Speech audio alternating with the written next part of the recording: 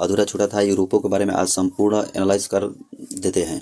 देखते हैं कि यूरोपियों को आगमन भारत में पुर्तगालियों को पतन का कारण। तो भारत में पुर्तगालियों का पतन का कारण अलग अलग है। जैसे अल्बुकर्क के आयोग उत्तराधिकारी कोई ऐसा राजा नहीं था जिसने एक अधिक वर्चस्व लहरा सके, और धार्मिक सहिष्णुता में अधिक विश्वास रखते थे क्योंकि अपने धर्म को अधिक मानते थे और दूसरे के धर्म को न मानते थे, और भ्रष्टाचार की व्यवस्था हो गया था और सीमित शासन संसाधन था क्योंकि इसमें मुगलों का भी धीरे धीरे उत्थान होने लगा। ब्राज़ील की खोज हो गया था। ब्राज़ील की खोज होने के बाद पुर्तगालियों ने भारत छोड़ ब्राज़ील पर अपना अधिक वर्चस्व लहराने के कारण धीरे धीरे भारत से इनकी कंपनियां जाने लगी और अंग्रेज का यहाँ स्थापित होने लगा।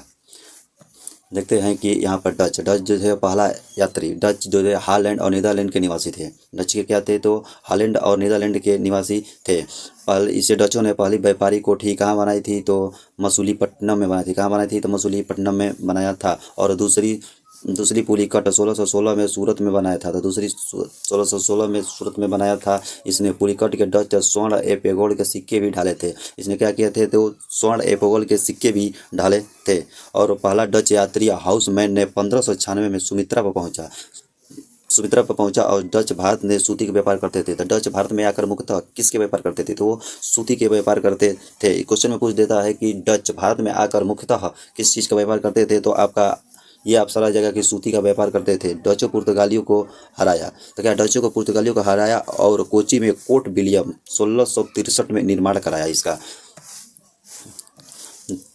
और अंग्रेज ने इसको 1599 में लंदन के व्यापारी का एक समूह था अंग्रेज के, और द ईस्ट इंडिया नामक कंपनी थी। इसकी नाम बहुत बड़ा है लेकिन उतना नहीं जानना है, इतने से ही हम जान सकते हैं। द ईस्ट इंडिया नामक कंपनी थी जहां से महारानी एलिजाबेथ ने 15 वर्ष की अनुमति दी। वहां पर जाकर और अपनी कंपनी को स्थापित करने के लिए महारानी एलिजाबेथ प्रथम ने 15 वर्ष के लिए कंपनी और कारखाना लगाने की अनुमति दी। जैसे कि 1608 ईस्वी में हेक्टर पहला अंग्रेजी जहाज का कैप्टन था और नेतृत्व में भारत आया। किसके नेतृत्व में? कैप्टन हॉकिंस के नेतृत्व में हेक्टर अंग्रेजी जहाज लेकर भारत आया और सबसे पहले सूरत बंदरगाह पर पहुंचा। ये क्वेश्चन पूछा था कि सबसे पहले कहाँ पहुंचा? तो वो हॉकिंस कैप्टन जो था जहाज के नेतृत्व करता था, तो वो सूरत के बंदरगाह पर पहुंचा। कैप्टन हॉकिंस प्रथम अंग्रेज का दूतावास भी बनकर आया और जहांगीर के समय काल में आया और जहांगीर से कंपनी लगाने की अनुमति दी। तो वो पहले तो मना किया और उसने कंपनी लगाने से भी मना कर दिए थे। तो पहला कारखाना उसने 1611 में मुसलीपट्टनम में लगाया, लेकिन ये अस्थाई नहीं था, अस्थाई था।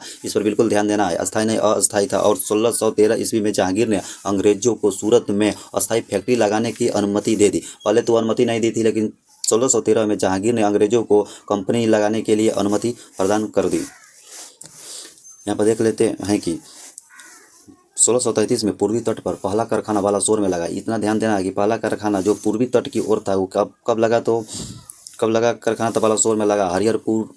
हरिहरपुरा में स्थापित किया गया था। 1633 में वाला कारखाना बालासोर में हरिहरपुरा में स्थापित किया गया था। जबकि 1639 में फ्रांसीसी डे चंद्रगिरी राजा मद्रास के पट्टे को लेकर वहाँ फोर्ट सेंट जॉर्ज की स्थापना की। मैंने राजा की जमीन में लेकर एक पट्टे के रूप में जमीन लिया, वहाँ पर फोर्ट सेंट जॉर्ज की स्थापना की। 1661 में ब्रिटेन की राजा द्वितीय पुर्तगाली राजकुमारी कैथरीन ने वहाँ विवाह किया, जिसमें विवाह किया और अंग्रेजों को मुंबई को दहेज में मिला। राजा चार्ल्स ने 10 पाउंड वार्षिक किराया मुंबई ईस्ट इंडिया कंपनी को सौंप दिया, जिससे गेरलार्ड अंगियार के बम्बई का वास्तविक संस्थापक माना जाता है। तो बम्बई का वास्तविक संस्थापक अगर पूछ देगा तो किसे माना जाता है? गेराल्ड अंगियार को बम्बई के वास्तविक संस्थापक के रूप में माना जाता है। बढ़ते हैं क्रमशः, देख लेते हैं 1698 ईस्वी में बंगाल के सूबेदार को अजीम उस शान के सुनातनी, जैसे कि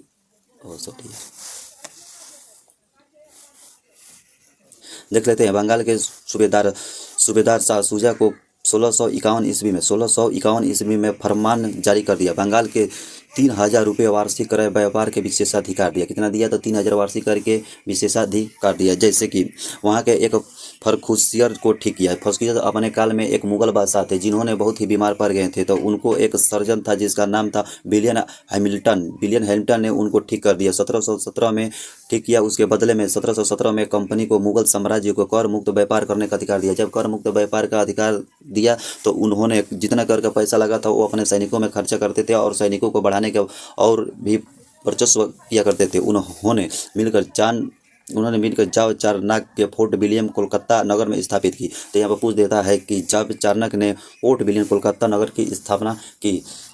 बात करते हैं 1698 में, तो बंगाल के सूबेदार अमीर उस शान ने सुल्तानती कोलकाता गोविंदपुरम में जमींदारों अंग्रेजों को सौंप दी। तो क्या किया, तो कोलकाता में गोविंदपुर की जमींदार अंग्रेजों को सौंप दिया। देख लेते हैं इसमें डेनिस के बारे में देख लेते हैं। 1616 में भारत आए। डेनिस पूछ लेता है कि डेनिस कब भारत आए, तो आपका करेक्ट ऑप्शन रहना चाहिए कि 1616 में आता है। एक बार नहीं, दो बार नहीं, 3 बार, जब तक आपको क्लियर नहीं हो जाता तब तक देखना है। पहली फैक्ट्री लगाई गई थी 1620 में। पहली फैक्ट्री लगाई गई थी 1620 में त्रावणकोर में, तंजौर में। ये उतना इम्पोर्टेंट तरह की नहीं है, लेकिन तीसरी फैक्ट्री के बारे में देख लेते हैं। तो 1676 में लगाई गई थी और सेरापुर बंगाल में लगाई थी। कहाँ लगाई थी? सेरापुर बंगाल में स्थापित किया गई थी। और उसके बाद से जो बनाया गया था 1846 में, ब्रिटिश कंपनी को अपनी सभी फैक्ट्रियों को बेचकर वापस चले गए। और जो डेनिस थे, जो डच लोग थे, उन्होंने अपनी कंपनियों को बेचकर, जो पुर्तगाल के डच लोग थे, अपनी कंपनियों को अंग्रेजों को बेचकर वो अपने वापस चले गए थे ब्राज़ील की तरफ। उनका ध्यान आकर्षण हो गया था ब्राज़ील की तरफ। जैसे कि फ्रांसीसियो का इसमें युग का होता है, लेकिन इसमें बहुत अधिक नहीं बताया गया है, लेकिन फिर भी उतना ही लगता है, नहीं करेंगे, लेकिन थोड़ा हल्का वन लाइनर एक बार देख लेंगे। लेकिन फिर देखते हैं कि 1664 में फ्रेंच ईस्ट इंडिया कंपनी की स्थापना होती है। 1664 में फ्रेंच ईस्ट इंडिया की कंपनी का स्थापना होती है, जिससे स्थापना के बाद उसने 1667 में दूसरी बार फिर से फ्रांसीसी कैरोत के नेतृत्व में एक दल भारत पहुंचता है। और इसकी स्थापना, जो फ्रेंच ईस्ट इंडिया कंपनी की स्थापना होती है, तो इसका सारा सत्ता राज्य नियंत्रण के हाथ में होता है। और पहला व्यापारिक कारखाना है, पूछ देता है, पहला व्यापारिक कारखाना 1668 सूरत में स्थापित हुआ था, जबकि दूसरी फैक्ट्री मुस्लिमपट्टनम में स्थापित होता है। फ्रांसीसी मार्टिन सूबेदार शेरखा लोधी से एक गांव प्राप्त कर लिया था। जैसे कि सूबेदार शेरखा लोधी ने एक गांव प्राप्त कर लिया था, जिसके बाद पुडुचेरी का नाम था। पुडुचेरी भाई किसका हुआ? तो फ्रांसीसियों का हुआ। पुर्तगालियों से उन्होंने फ्रांसीसियों का अंग्रेजों ने उनसे अधिकार कर लिया। जैसे 1693 में डचों ने अंग्रेज की सहायता से पांडुचेरी को फिर से वापस छीन लिया।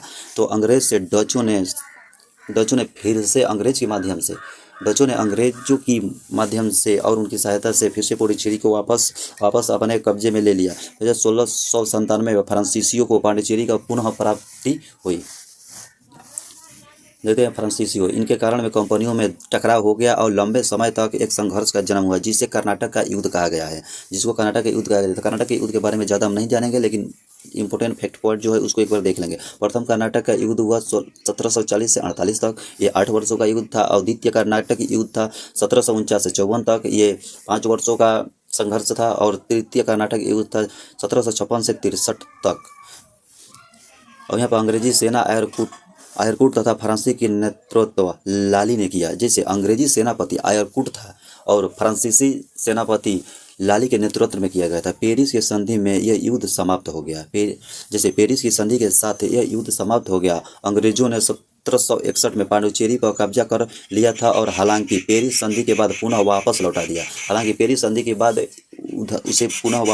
दिया। तृतीय कर्नाटक युद्ध पूर्णतः निर्णायक था, जैसे कि अब फ्रांसीसियों को स्वतंत्र शक्ति के रूप में समाप्त कर